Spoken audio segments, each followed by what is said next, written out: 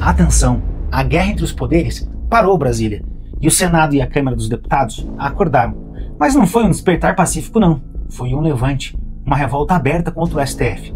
Se inscreva agora e ative o sininho para não perder nenhuma atualização desta guerra institucional. O estopim, uma decisão monocrática dada por uma canetada individual e liminar do ministro Gilmar Mendes, que simplesmente decidiu blindar os ministros do Supremo contra qualquer pedido de impeachment. Ele fez isso sozinho, alegando uma urgência que só existe na cabeça deles.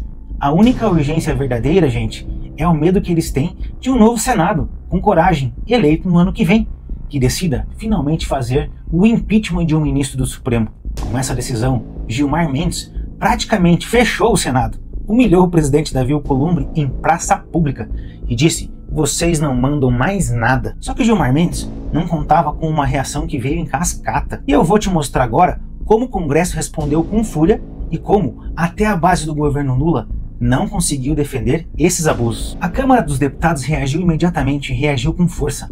A CCJ da Câmara aprovou em caráter terminativo, ou seja, uma decisão que vai direto para o Senado, um projeto de lei que limita decisões individuais dos ministros do STF contra as leis já aprovadas pelo Congresso. Aprovou para valer. Aprovado no Senado, vai à sanção presidencial e entra em vigor. É o legislativo dizendo: a lei que votamos não pode ser suspensa pela caneta de um único homem. Mas como nem tudo no Brasil é perfeito, tem um jabuti escondido, o veneno na maçã. Nesse mesmo projeto, colocaram uma manobra para evitar que partidos menores e mais ideológicos proponham medidas no STF. Por que isso? Porque, gente, esses partidos fiscalizam, incomodam, denunciam os abusos e a corrupção. Isso perturba a vida mansa de todos os poderosos. Eles aprovaram algo bom, mas sempre colocam um jabutizinho para cercear a fiscalização. É a velha técnica de proteger o establishment. Todo mundo sabe que Gilmar Mendes é um grande aliado de Lula. Churrascos, jantares, encontros com chefes políticos. Ele está mais nas articulações do que no próprio Supremo. Mas a decisão dele de blindar o STF foi tão ruim, tão bizarra, que nem mesmo o governo Lula conseguiu defendê-lo. Até a base aliada reclamou. O senador Randolfo Rodrigues, líder do governo no Congresso, fiel escudeiro, criticou publicamente o ministro, afirmando que não é republicano nem constitucional que o ministro do Supremo tenha mais proteção contra um pedido de impeachment do que o próprio presidente da República, que é o mais alto mandatário eleito pela nação. Se nem a esquerda, que é casada com o Supremo, conseguiu engolir isso, imagine a direita.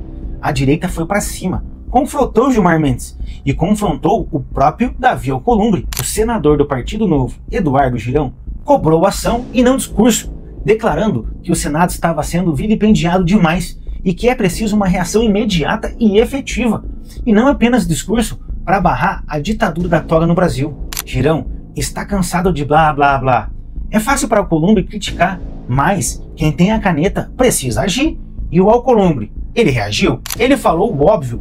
Alcolumbre finalmente se posicionou admitindo que não é razoável que a decisão de um único ministro do STF suspenda uma lei votada e aprovada pelas duas casas do Congresso e sancionada pelo presidente da República. Certo, Alcolumbre, mas a pergunta que não quer calar será que é para valer mesmo? Ou é teatro para inglês ver? Nós sabemos que o presidente do Senado tem o rabo preso com o STF em uma série de investigações. Ele pode falar o que quiser, mas só vou acreditar quando ele agir. A oposição já apresentou iniciativas, como a PEC do Nicolas Ferreira, que pretende facilitar o rito do processo de impeachment do ministro do Supremo.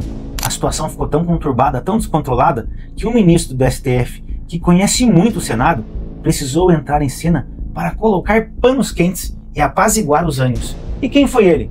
Só podia ser ele, né? Flávio Dino.